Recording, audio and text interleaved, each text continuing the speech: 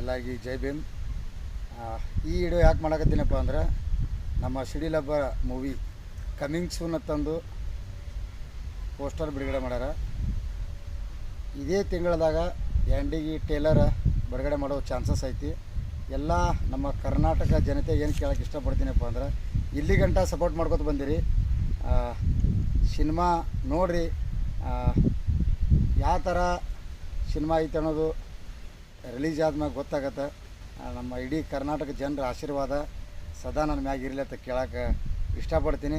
ಏನು ಹೇಳೋಕೆ ಇಷ್ಟಪಡ್ತೀನಪ್ಪ ಅಂದ್ರೆ ಇಡೀ ನಮ್ಮ ಕರ್ನಾಟಕದಾಗ ತುಂಬ ದಿನ ಆಯ್ತು, ಇದು ಭಾಳ ವರ್ಷ ಆಯಿತು ಸಿನಿಮಾ ರಿಲೀಸಿಗೆ ಸ್ವಲ್ಪ ಮಟ್ಟದಾಗ ಬಂದದ.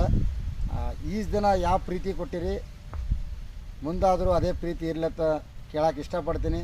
ಎಲ್ಲರಿಗೂ ಜೈ ಭೀಮ್, ಜೈ ಹಿಂದ್.